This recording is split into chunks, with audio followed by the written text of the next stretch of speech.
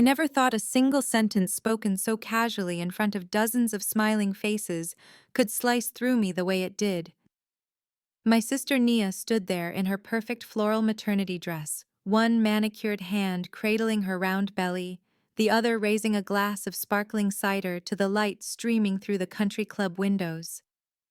She smiled that smile sharp as glass to me, sweet as sugar to everyone else, and said, "At least my baby will have a father." The room erupted in applause, 40 guests clapping as if she had announced something inspirational, as if her words weren't designed to break me into pieces right there in front of my son.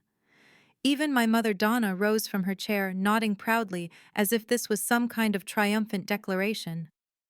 But all I felt was the sharp sting of humiliation searing into my skin, a wound carved deeper because of who it was meant for my 10-year-old boy, Devon. I squeezed his small hand beneath the tablecloth, felt the tremor running through him. Not fear exactly, something else, something older than any child should carry. He looked up at me with those wise brown eyes, eyes that so often made me believe he had lived 100 years before this one. And in that moment, I wished I could shield him from the cruelty dressed up as celebration, from the laughter, from the subtle knife his aunt had just twisted into both of us. My name is Ree. I am 35 years old, a divorced single mother, and the black sheep of a family that has always worshipped appearances. I work as a marketing manager at a tech startup downtown, the kind of job that looks glamorous on LinkedIn, but often leaves me drained when I get home. But Devon, my son, is the light that makes the exhaustion worthwhile. He is thoughtful, observant, and carries a quiet resilience that astonishes me every day. He builds Lego cities in our living room with the precision of an engineer, and he reads anything he can get his hands on. His teachers call him gifted. I call him my anchor. I didn't choose single motherhood. My ex-husband Troy chose it for me when he gambled away our savings, emptied our son's college fund, and left us drowning in credit card debt I didn't even know existed. He walked out, and the divorce was finalized on a rainy Tuesday in March. I remember stepping out of the courthouse, the gray sky pressing down on me, but my lungs felt strangely light, like I could breathe for the first time in years. Painful as it was, losing Troy gave me a strange kind of freedom, the chance to build a home with honesty, even if it wasn't perfect. But honesty was never something my family valued. Growing up, Nia was always the golden child.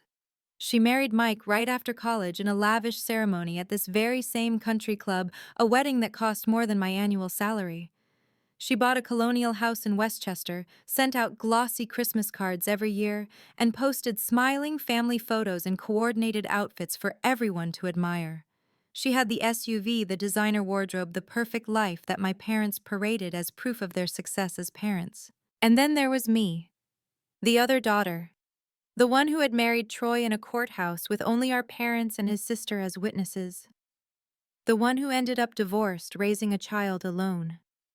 In my mother's eyes, I was the cautionary tale, the walking reminder of what happens when you make bad choices.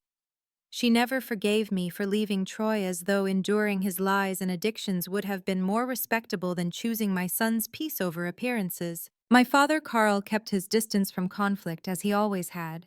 He was there without being there, nodding along to my mother's pronouncements while hiding behind his newspaper or golf scores. He taught me how to change a tire, how to throw a curveball, but he never taught me how to stand up against the ones who hurt me the most. So, of course, when Nia's baby shower came around, the entire event became another stage for her performance and another reminder of where I supposedly fell short. The Rosewood Country Club looked like something out of a magazine when I pulled up in my aging Honda Civic. Between the gleaming Mercedes and BMWs, my car looked almost shameful, as though it alone betrayed the truth about me before I even walked through the doors. Devon straightened his polo shirt, the good one without the small stain on the collar, and carried the gift bag carefully in his hands. "You remembered the card, right, Mom?" he asked, his voice careful. I smiled at him even though my stomach was tight. "Of course, baby. We'll be the perfect guests." Inside, the garden room had been transformed into a Pinterest board brought to life. Pink and gold balloons arched over a table already stacked high with gifts. Mason jars filled with roses, and baby's breath lined every table, and a shimmering banner declared, "A little princess is on the way." It was a fairy tale world, one that screamed perfection. And I knew my sister had chosen every detail to remind me and everyone else of the gap between us. My mother greeted us at the door, her smile too polished to be real. She leaned in close so no one else could hear.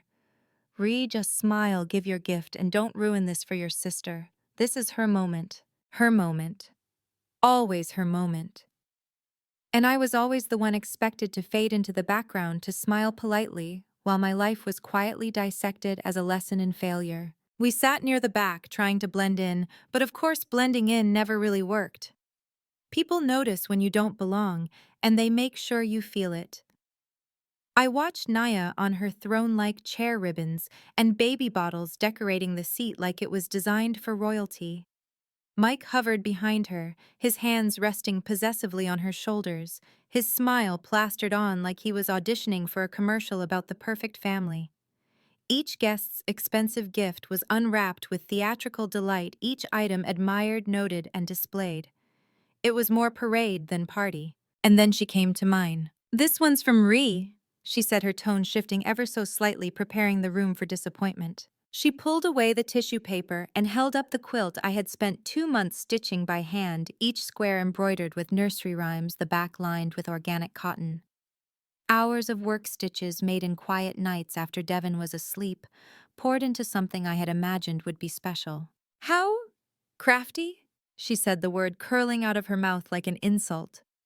She folded it carelessly and set it aside far from the pile of prized gifts. "We can't all shop at Bergdorf's, I guess. Some of us have to be creative with our limitations." The room chuckled nervously. A few people shifted uncomfortably, but no one spoke. I felt Devon stiffen beside me, his fork frozen halfway to his mouth. His small shoulders tightened, and I knew he understood every cruel syllable. He spoke softly, almost too softly for me to catch at first. "Actually, handmade gifts are often more valuable than store-bought ones. That quilt probably took over 100 hours to make. At minimum wage, that's worth more than most of these presents." The room went still. All eyes turned to him, my boy sitting tall in his chair, his voice calm but steady. Mike laughed, that booming, empty laugh he used in business meetings. "Look at the little mathematician. Too bad life isn't really about calculating hours, sport. It's about what you can provide." And then my mother joined in, her words sharp enough to draw blood. "Some women just make bad choices," she said, looking straight at me. Thank goodness Nia learned from her sister's mistakes. She built a proper foundation. Not everyone has that kind of wisdom. It felt like the air had been pulled out of the room. I couldn't breathe. And then Mrs. Peterson, one of my mother's church friends, added, "It's so important for children to have both parents. Studies show kids from broken homes struggle more with everything from academics to relationships." I felt Devon's hand slip from mine. He lifted his chin and said, "My grades are better than most kids in my class. I'm in the gifted program." The pitying looks, the patronizing smiles, and then Nia's voice, syrupy sweet but edged with steel. "Of course you are, sweetie. You're doing the best you can with your circumstances. But children need male role models, someone to teach them to be strong, to be providers. At least my baby will have a father." Her words hung in the air like poison, and the applause that followed cut deeper than silence ever could. I sat there, my throat burning, my son's hand trembling against mine, and for the first time in years I felt something shift inside me. Something fragile cracking open. Something dangerous stirring. I could have swallowed it like I'd swallowed 1,000 smaller cuts. The brittle laughter, the performative pity, the way people pretended they were praying for me, when all they wanted was the satisfaction of feeling superior. I could have sat there and smiled until my face ached, waited for the cake and the favors, tucked the humiliation into my purse with the program, and driven my son home in silence. That is what I was trained to do in this family, absorb the blow so the tablecloth stayed clean. But when Nia lifted her glass and bathed the room in that glow of righteousness, when she said my son needed a real father, and the whole room clapped like cruelty was a hymn, something in me reached the end of itself. I folded my napkin with hands that would not stop shaking, set it carefully by the untouched cake, and told Devon softly that we were leaving. I would not let him sit here 1 second longer soaking in their contempt. Only my hand closed on air. He wasn't in his chair. My boy, who would rather disappear than cause a scene, who knows how to tuck pain behind measured words, was already standing. There was a clarity in him that startled me, the steady expression I see when he is building something complicated and refuses to abandon it halfway. He pushed his chair back with a deliberate scrape that cut through the soft chatter, then walked between the tables toward the gift pile, as if the path had been cleared for him long before he decided to take it. He looked small and impossibly brave under the chandelier light. I wanted to call him back. I wanted to be a wall between him and all this judgment, to carry him out like he was still small enough to tuck on my hip.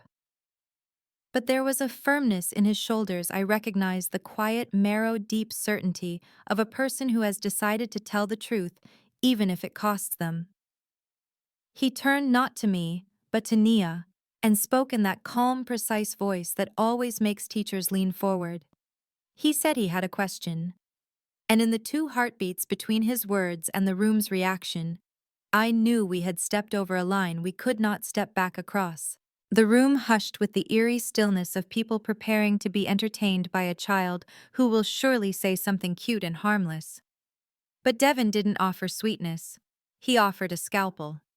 He asked his aunt whether he should tell everyone about Uncle Mike's other family.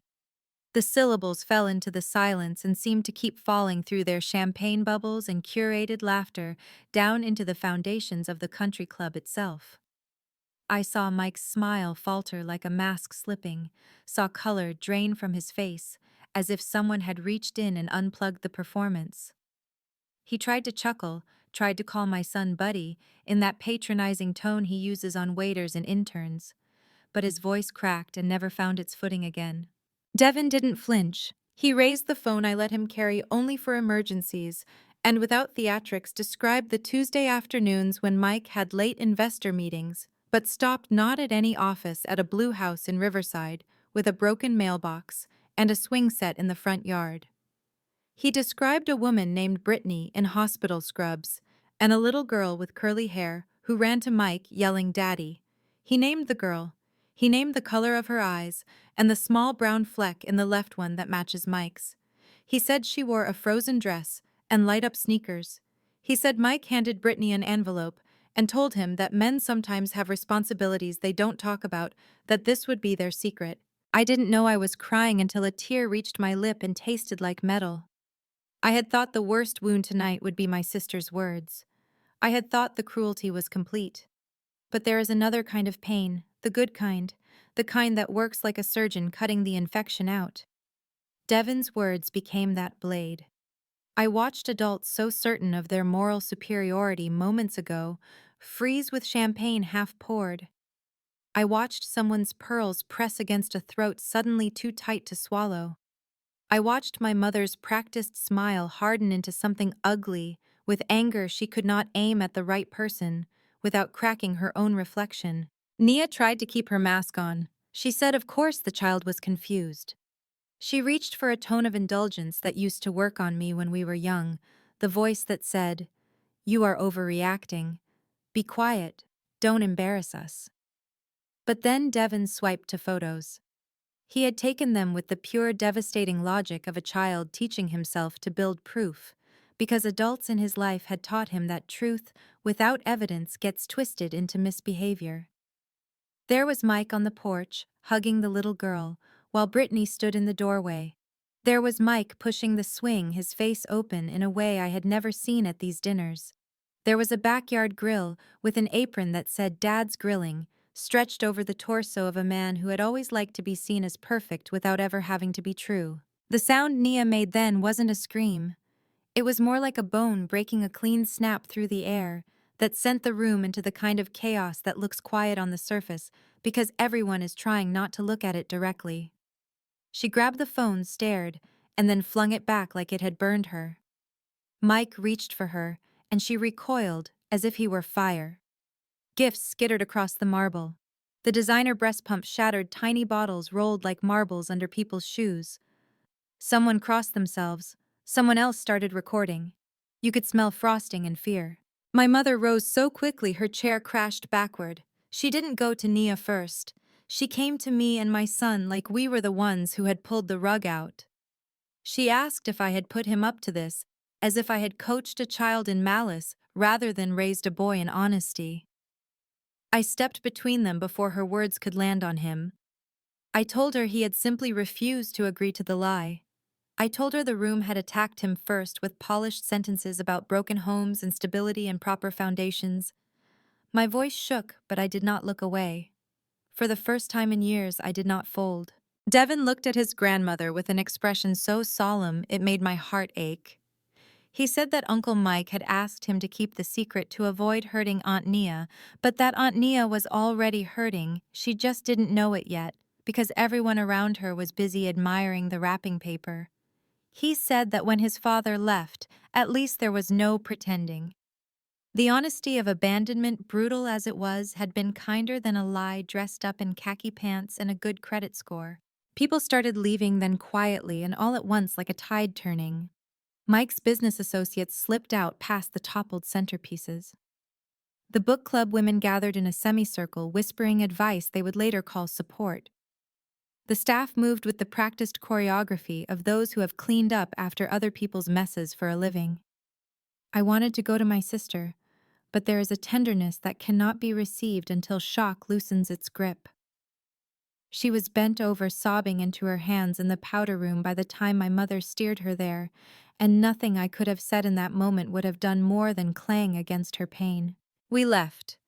Not dramatically, not with slammed doors. I took Devin's hand and we walked out into the clean air like people who have finally stepped off a train they never meant to ride. In the parking lot under a sky that had the pale, indifferent blue of expensive postcards, he asked in a voice so small I could barely hear it if he had ruined everything. I knelt on the asphalt in my good dress and told him that truth never ruins anything worth keeping. It only ruins illusions, and illusions are greedy. They devour what is real until someone starves. At home, the quiet felt sacred. I made tea I didn't drink and reheated pasta he didn't finish. He sat on the edge of his bed with that look he gets when he is assembling a new city and wants every piece to fit. He asked if being a complete family is what makes people good. He asked if fathers automatically teach honesty just by being there. I told him that presence means nothing without integrity, that love cannot be measured by who fills a chair at dinner, but by who shows up for the hard parts with their whole self. He nodded, and something unclenched in my chest, a small mercy, a small proof that the damage could be met with tenderness. In the days after the explosion found its aftershocks, I heard from an old neighbor that the baby shower had become a legend before the cake was even cleared. A story repeated in grocery aisles with the particulars reshaped to suit the teller's moral. My phone filled with messages, hollow apologies, angrier accusations, breathless questions I did not owe answers to. It took a full day before I heard Nia's voice thin and raw over the line from our mother's house, where she'd gone in the kind of retreat that happens when the world you curated collapses. She didn't ask for details. She didn't ask why. She asked if I could sit with her at her next doctor's appointment because she didn't want to go alone. I said yes before the sentence was finished. Then there was my mother. She called to demand I control my child, as if truth were misbehavior to be corrected. I listened to her fury beating against the receiver and understood something I had not all these years. I tried to be the obedient daughter. Some people would rather keep a lie that flatters them than accept a truth that would force them to change. She said family is about loyalty. I said loyalty without honesty is just complicity, and I cannot give that to anyone anymore, even to her. We hung up with the kind of silence that feels like a door closing softly, and finally, in quiet moments when the house exhaled and the dishes were done, I would see it again. My boy rising from his chair, the hush of 40 adults, the precise mercy of his words. I don't know that I have ever been prouder. Not because he revealed a scandal, God knows there is nothing thrilling about seeing your sister break, but because he refused to let himself be defined by other people's stories about what makes a family whole. He refused to be small to keep other people's illusions large. I lay awake that first night after, and thought about the quilt Nia dismissed as crafty. I thought about the 100 tiny stitches no one applauded that still hold under pressure. Maybe this is what we are building now, something handmade and unpretentious that can survive being pulled. I wish I could tell you that clarity made everything easier, that the moment the lie shattered, comfort arrived. But even good truth has a cost. There is grief in it, a slow ache for the stories we thought we were living. There is cleanup and calling lawyers and late-night sobbing and the hollow way a home sounds when someone has just moved out. And yet beneath all of that is something steady. I feel it when Devin laughs again without checking the room first. I feel it when I catch myself singing along to the radio while packing his lunch. I feel it in the way light falls through our kitchen window, unremarkable and beautiful. The world didn't become kinder overnight, but ours did because we stopped lying to ourselves inside it. In the weeks that followed, our lives were reshaped by the ripples of that night. Ripples that didn't fade but swelled, crashing over everything we thought we knew. The baby shower that was supposed to crown my sister's triumph became infamous in our town.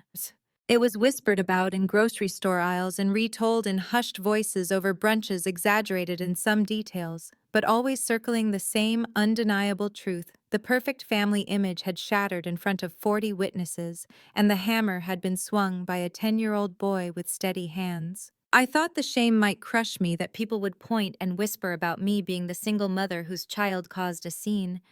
But instead I saw something else in the way strangers glanced at me. Not pity, not scorn, something closer to recognition.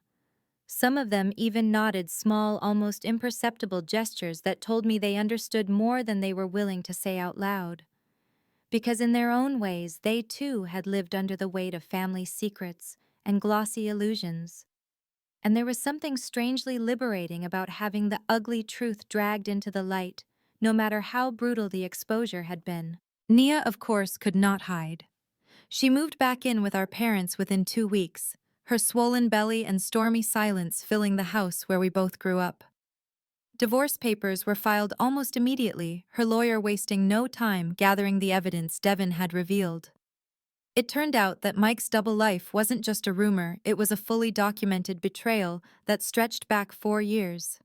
He had promised Brittany, the nurse from Riverside, that he was separated, that he was only waiting for the right time to leave Nia that money, and timing had to be handled carefully.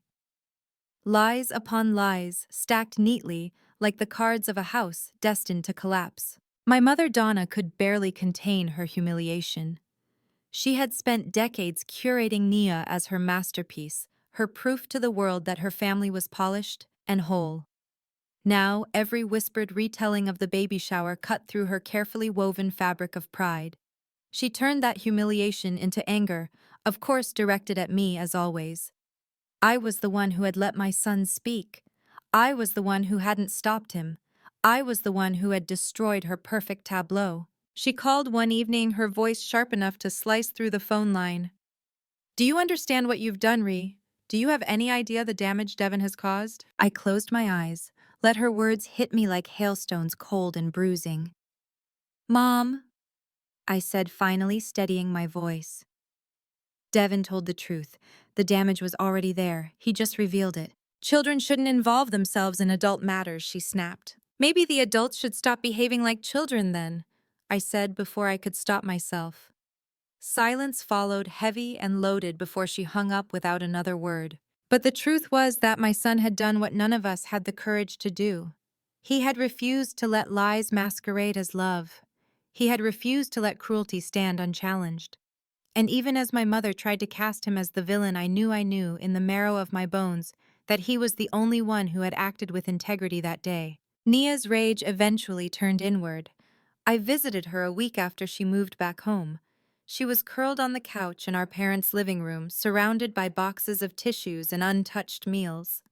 Her face was pale, swollen from crying, but when she looked at me, there was no venom left in her eyes, only exhaustion. "I thought I had it all figured out," she whispered, her voice cracking. "I thought I was the example and you were the warning, but I was the fool, Ree. I was the one living in a lie." I sat beside her, unsure if she wanted comfort or silence. "None of us have it figured out," I said softly, "but now you know the truth. That's better than any fairy tale. At least now you can start again without pretending. Her tears spilled over, and she leaned against me like she had when we were children. For the first time in years, I felt like her sister instead of her rival. Mike, meanwhile, flailed in the wreckage. He begged, he bargained. He tried to convince Nia that it had all been a misunderstanding, that he had only been helping a friend. But the photos, the evidence, the 4-year-old girl named Cadence, who had his exact green eyes, none of it could be explained away. His empire of real estate offices began to tremble as whispers spread, clients pulling back, associates distancing themselves from the scandal. For a man who valued image above all else, losing that image was a slow public death. And through it all, Devin remained steady. My boy, who had sat through years of subtle jabs and cold silences, who had been treated as less than simply because his father had left, was suddenly the one who had turned the tide. One night, as I tucked him in, he asked me in a small voice, "Mom, did I make things worse for Aunt Nia?" I cupped his face in my hands, forcing him to look into my eyes. "No, baby. You showed her the truth. And sometimes the truth hurts at first. But lies hurt forever. You didn't ruin anything worth keeping. You helped her escape something that was already broken." He nodded, but I could see the weight of it still pressed on him. He was only 10 after all. 10 and already carrying burdens that would break grown men. Over time, the family dinners changed. For one thing, they actually happened now. Without Mike to preside like a king, without Nia shining as the golden example, the gatherings became smaller, quieter, but strangely more real. My mother no longer made comments about bad choices or broken homes. She still didn't apologize. She might never, but her silence was a kind of admission in itself. My father, Carl, even started speaking up more, as though the collapse of one illusion had freed him from years of quiet retreat. The strangest part was Nia herself. She didn't laugh at me anymore. She didn't mock my single motherhood or make pointed remarks about Devon. In fact, she began asking me for advice about raising a child alone, about finding strength when you feel hollow, about surviving humiliation, when the world has seen your private shame. And though part of me still carried the scars of her cruelty, another part softened. Because for the first time she wasn't speaking as the golden child.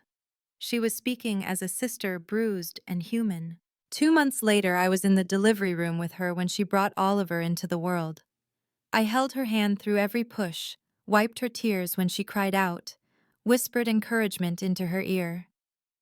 When that baby's first cry filled the room, something in me healed a little too. Despite everything, despite years of rivalry and resentment, I was there with her in the most honest, vulnerable moment of her life. The next day she called me, her voice raw with exhaustion and emotion. "I'm sorry," she whispered. "For everything. For all those years I thought I had the right to judge you. For thinking my life was perfect, and yours was a cautionary tale. I was wrong." I swallowed hard, tears stinging my eyes. "None of us have the right to judge each other," I said softly. "But now Oliver has something more valuable than a perfect family story. He has the truth. And that's a better inheritance than any illusion wrapped in pink and gold balloons." When I hung up, I found Devin in the living room building yet another Lego city. He looked up at me with that same solemn wisdom and said, "See, Mom, sometimes people need the truth even if it breaks their party." I laughed through my tears, pulled him into a hug, and whispered, "Yes, baby. And you gave it to them. Time has a way of smoothing even the sharpest edges, though it never erases them completely."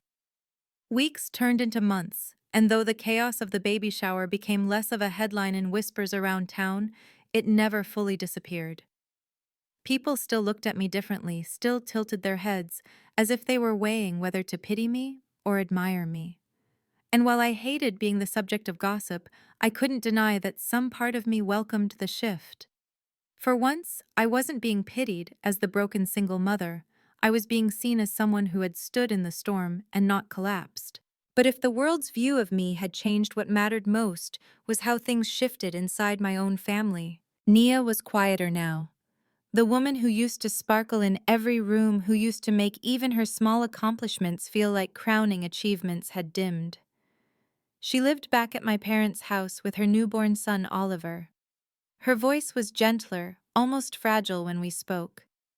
There were days when she didn't answer my calls, days when I knew she was drowning in exhaustion and grief, and yet she still let me in ways she never had before. I became the person she leaned on, me, the sister she once mocked. She asked me about diapers, about pediatricians, about how to get through nights when the baby wouldn't sleep.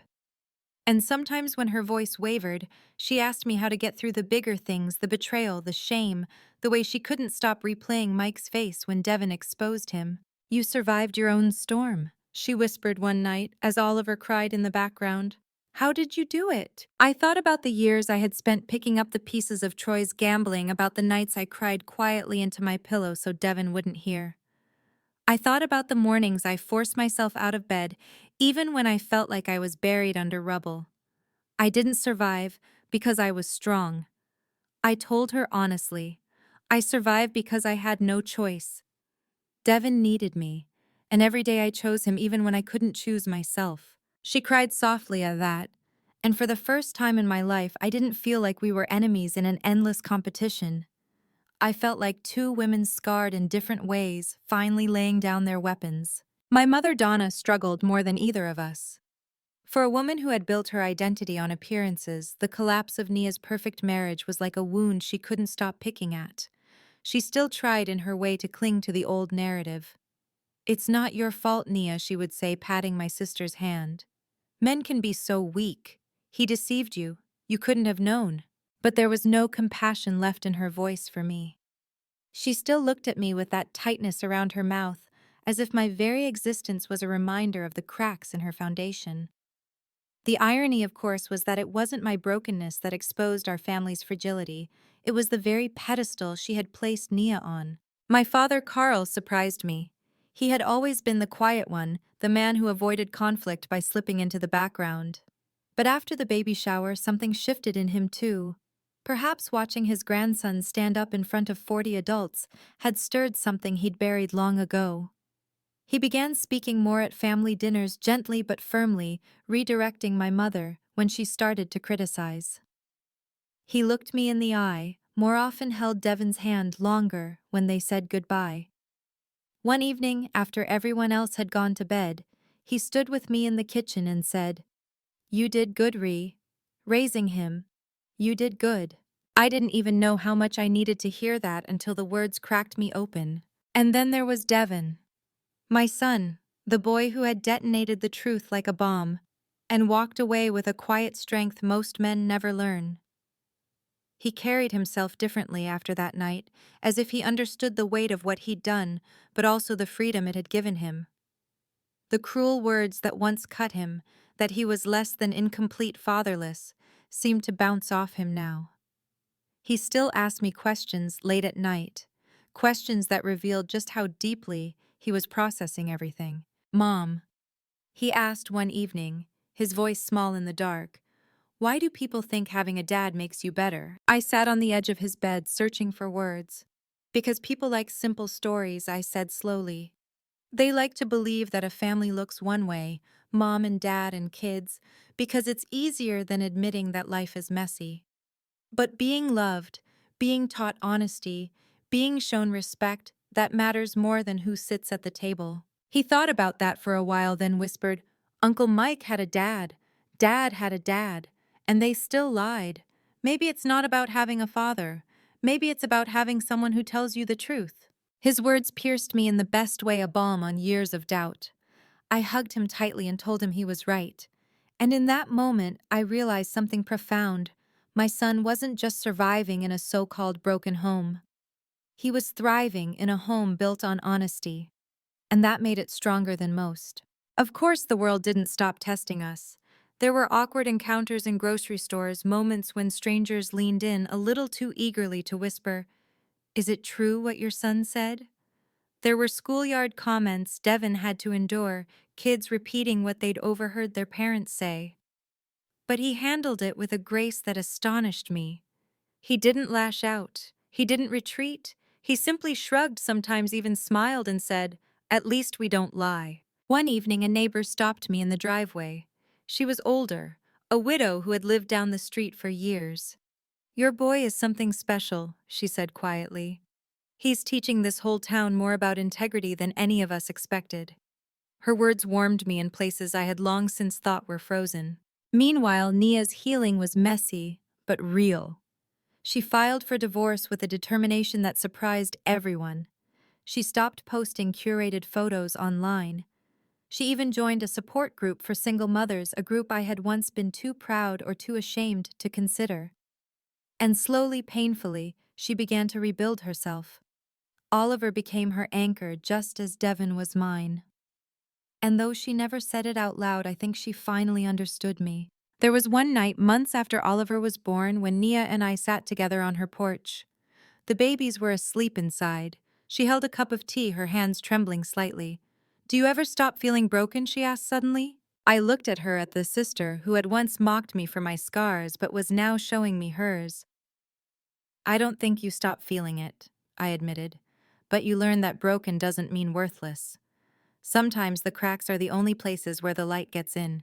She nodded, tears filling her eyes, and for the first time I saw her not as my rival but as my mirror. Through it all, Devon and Oliver became inseparable. Devon taught his baby cousin about dinosaurs, about planets, about the Lego cities he built with such precision. I would watch him crouch beside Oliver explaining things with a patience beyond his years, and I realized that the cycle had already shifted. My son was showing Oliver a different kind of role model, the kind who didn't measure worth by money or image, but by truth and kindness. And I realized something else too: our family would never look like the perfect postcard my mother wanted. We would never fit neatly into the frames of Christmas cards or the glossy pages of social media. But maybe that was the gift, because perfection is a lie and lies rot from the inside. What we had now, messy, raw, scarred, was honest. And honesty, I was learning, is the only foundation that can survive the storms. By the time Oliver turned 6 months old, the storm that had ripped through our family had finally settled into something calmer, though never entirely peaceful. Scars don't vanish. They weave themselves into the fabric of who we become. But as I watched my sister cradle her son with a tenderness that seemed to grow stronger each day, I realized we were no longer living inside the ruins. We were building something new on top of them. Nia's divorce was finalized swiftly thanks to the avalanche of evidence Mike had left behind. He tried to fight, of course, men like him always do. He tried to argue that Brittany had manipulated him, that Devon had misunderstood, that the photos had been taken out of context. But truth is stubborn, and in courtrooms, paper trails and photographs speak louder than hollow excuses. The judge didn't even flinch. Nia was granted full custody of Oliver, and Mike's empire shrank along with his reputation. I should have felt vindicated. I should have celebrated his fall. But the truth is, watching him unravel didn't fill me with triumph, it filled me with pity. Pity for the man who thought success was a costume you could wear while your soul rotted underneath. Pity for the little girl, Cadence, who hadn't asked to be born into his lies. And yes, pity even for my sister, who had believed so completely in the story he sold her. But pity wasn't the final word, growth was. Family dinners, once suffocating showcases of perfection, became something else entirely. They were quieter now, less crowded, less polished. No one cared if the plates matched or if the food looked Instagram-worthy. Sometimes Nia would bring Oliver in a onesie with spit-up stains, and I'd bring Devon with his mismatched socks, and we'd laugh about it instead of shrinking in shame. Even my mother, though she still clung to her silences, stopped preaching about bad choices. Something in her had shifted too, whether it was exhaustion or reluctant acceptance I couldn't say. But sometimes, when she thought no one was looking, I caught her gazing at Devon with something dangerously close to pride. It was Devon, after all, who had changed everything. My son, my quiet observer, had stood up in a room full of adults and told the truth no one else dared to voice. And while it had cracked our family open, it also gave us the chance to be real for the first time. One night, months later, he asked me again the question he'd whispered in the parking lot after the baby shower. "Mom, did I ruin everything?" I pulled him into my arms, his head resting against my chest, where I could still hear the faint echo of the heartbeat that once kept him alive inside me. No, baby. You saved us. You saved Aunt Nia from a life built on lies. You saved me from years of silence. And you saved yourself from believing that you had to accept cruelty to be loved.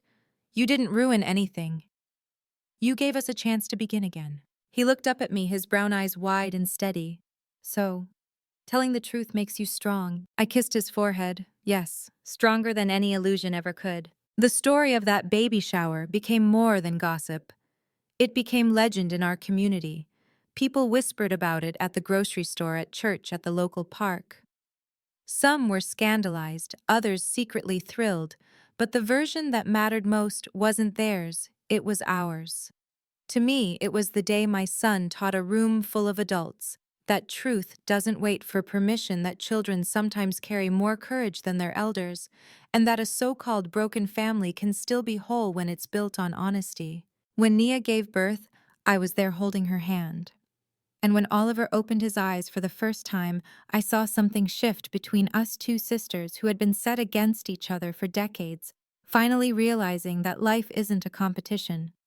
It's a survival, and sometimes the only way to survive is together. Weeks later, as Nia and I sat side by side while Devon played with Oliver on the floor, she turned to me and whispered something I never expected to hear. I used to laugh at you, Ree. I used to think you were weak, that your life was the warning I'd never follow. But I was wrong. You're the strongest person I know. Her words broke me open in the best way. For years, I had been starved of validation from my own family, forced into the shadow of her perfection. And now, sitting in the dim glow of a living room strewn with toys and baby blankets, I realized I had finally stepped out of that shadow. My mother never apologized. Maybe she never will. But sometimes apologies come in different forms, like the way she now holds Oliver and Devon close without comments about proper families. Like the way she lets Naya and me sit side by side without pitting us against each other. Small mercies, small shifts, but real. As for me, I carry the lesson of that night like a stone in my pocket, heavy, grounding, and always there when I need to remember who I am. I am a mother. I am a survivor. I am a woman who chose honesty over illusion even when it hurt.